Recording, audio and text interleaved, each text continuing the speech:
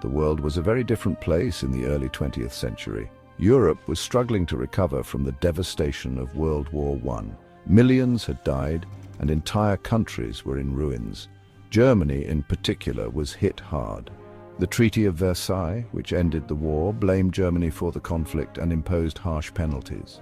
Germany lost territory, had to pay huge sums of money in reparations, and was forced to disarm its military. These punishments created deep resentment within Germany, and many people felt that their country had been treated unfairly. This anger and frustration created an opportunity for extremist groups to exploit. One such group was the Nazi Party, led by a charismatic but deeply troubled man named Adolf Hitler. Hitler offered simple solutions to complex problems, blaming Jews, communists, and other groups for Germany's misfortunes. The global economy was also in turmoil. The 1929 stock market crash in the United States triggered a worldwide economic depression, known as the Great Depression. Millions of people lost their jobs, and poverty and hunger became widespread. This economic hardship further fueled political instability and extremism, creating fertile ground for Hitler's message of hate and division to take root. In this climate of despair and uncertainty, Hitler's Nazi Party gained popularity. He promised to restore Germany to its former glory, rebuild the economy, and create a powerful new German empire. Many Germans, desperate for change and seduced by Hitler's promises, embraced the Nazi Party, setting the stage for one of the darkest chapters in human history. Adolf Hitler was a complex and contradictory figure. Born in Austria in 1889, he was a failed artist who moved to Germany in his early 20s. He was deeply affected by his experiences in World War I, where he served as a soldier in the German army.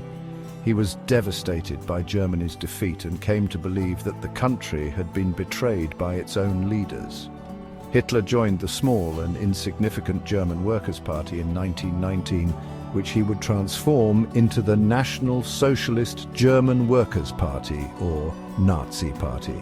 He quickly rose through the ranks, becoming the party's leader in 1921. He was a gifted orator, captivating audiences with his fiery speeches and passionate delivery. He skillfully exploited people's fears and prejudices, channeling their anger and frustration towards scapegoats like Jews, communists, and other minority groups. In 1923, Hitler and the Nazi Party attempted to seize power in a failed coup known as the Beer Hall Putsch. The coup failed, and Hitler was arrested and imprisoned. However, his trial gave him a national platform to spread his message of hate and nationalism. While in prison, he wrote his infamous book, Mein Kampf, My Struggle, outlining his racist and anti-Semitic ideology and his vision for a new German empire. After his release from prison, Hitler focused on rebuilding the Nazi Party and expanding its influence. He took advantage of the economic hardship and political instability of the Great Depression to gain support for his party. The Nazis promised jobs, prosperity, and a return to national pride. They appealed to a wide range of Germans, from unemployed workers to disillusioned veterans to wealthy industrialists. By 1933, the Nazi Party had become the largest political party in Germany. In January of that year, Hitler was appointed Chancellor of Germany by President Paul von Hindenburg. With cunning and ruthlessness, Hitler quickly consolidated his power, eliminating political opponents, suppressing dissent, and establishing a totalitarian dictatorship. Germany, under Hitler's leadership, was now firmly on the path to war.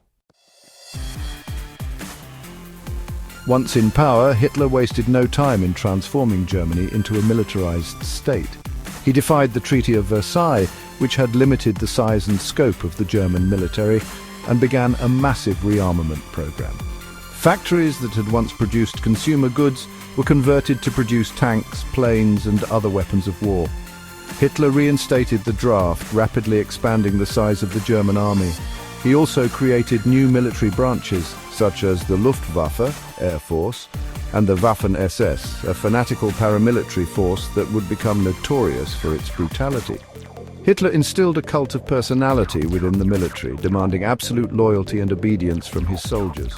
The German people, still reeling from the humiliation of World War I and the economic hardships of the Great Depression, embraced this militarization. The Nazis promised jobs, purpose, and a return to national greatness. Young men flocked to join the army, eager to serve their country and their Führer. Hitler's rearmament program was a clear violation of the Treaty of Versailles, but the other European powers were reluctant to intervene. France and Great Britain, still recovering from World War I, hoped to avoid another conflict. They adopted a policy of appeasement, hoping that by giving in to some of Hitler's demands, they could prevent another war. This policy of appeasement, however, proved to be a grave miscalculation. Hitler saw it as a sign of weakness, and he became emboldened. He was determined to expand German territory, create a vast new empire in Eastern Europe, and achieve his twisted vision of a racially pure master race. With each act of aggression, Hitler pushed the world closer to the brink of war. Poland became Hitler's first target in his quest for European domination. He claimed that the German population in the Polish corridor, a strip of land separating East Prussia from the rest of Germany, was being persecuted, and that Germany had a right to reclaim this territory. He also had his eyes on the free city of Danzig, a semi-autonomous city-state with a predominantly German population that had been separated from Germany after World War I. On September 1st, 1939, without a declaration of war, German forces stormed across the Polish border. The invasion of Poland marked the beginning of World War II. The German army, equipped with tanks, planes and advanced weaponry, quickly overwhelmed the Polish defences. The Polish army, although brave, was outmatched and outgunned. France and Great Britain, honouring their treaty obligations with Poland, declared war on Germany 2 days later. However, they were slow to provide meaningful military assistance to the beleaguered Poles. The French and British had hoped that a declaration of war would be enough to deter Hitler, but they had misjudged his resolve.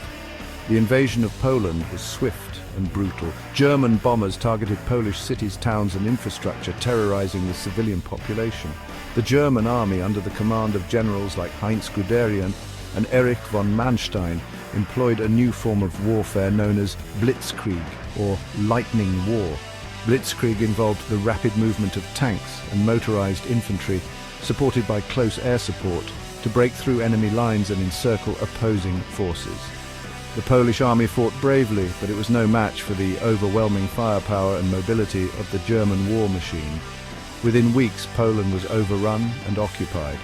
The Polish government fled into exile, and the country was divided between Germany and the Soviet Union, which had also invaded Poland from the east under the terms of a secret pact with Hitler.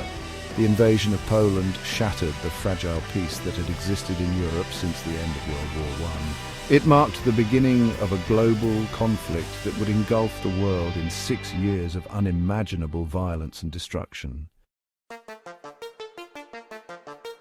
In the complex web of alliances and enmities that characterized the lead-up to World War II, one of the most surprising and consequential was the Nazi-Soviet Pact. Officially known as the Molotov-Ribbentrop Pact, this non-aggression treaty was signed on August 23, 1939, by the foreign ministers of Nazi Germany and the Soviet Union.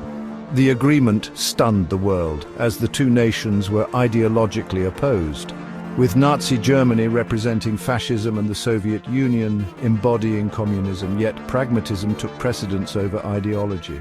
Both Hitler and Stalin saw the pact as a way to buy time and secure their respective interests. For Hitler, the pact ensured that Germany would not face a two-front war when it invaded Poland just a week later. For Stalin, it provided a buffer zone and allowed the Soviet Union to regain territories lost during World War I. The secret protocol of the pact divided Eastern Europe into spheres of influence, setting the stage for further conflict. This alliance of convenience was short-lived. By June 1941, Hitler broke the pact by launching Operation Barbarossa, the massive invasion of the Soviet Union. This betrayal marked a turning point in the war, drawing the Soviet Union into the Allied camp and setting the stage for the eventual defeat of Nazi Germany. The Nazi-Soviet alliance remains a stark reminder of the unpredictable and often cynical nature of international relations during times of conflict. It also highlights the lengths to which leaders will go to achieve their strategic objectives, even if it means aligning with their ideological enemies. The Eastern Front saw some of the most brutal fighting in World War II. The Battle of Stalingrad, which lasted from August 1942 to February 1943, marked a significant turning point. The Soviet Union's victory here was a severe blow to Nazi Germany, leading to a shift in momentum. The relentless Soviet counteroffensives began pushing German forces back, changing the course of the war in the East. On December 7, 1941, the Japanese launched a surprise attack on Pearl Harbor, drawing the United States into World War II. This event galvanized American public opinion and led to a full-scale entry into the war. The aftermath saw the US mobilizing its vast industrial and military resources, significantly altering the balance of power in favor of the Allies. By 1944, the Allies were making significant strides on multiple fronts. The D-Day invasion on June 6 marked the beginning of the end for Nazi Germany in Western Europe. In the East, Soviet forces continued their advance, liberating occupied territories. The relentless pressure from all sides eventually led to the collapse of the Third Reich in May 1945. World War II left an indelible mark on the world. The devastation and loss of life were unprecedented, but the war also led to significant changes. The United Nations was established to prevent future conflicts, and the geopolitical landscape was forever altered. The legacy of World War II continues to shape our world today, reminding us of the horrors of war and the importance of striving for peace.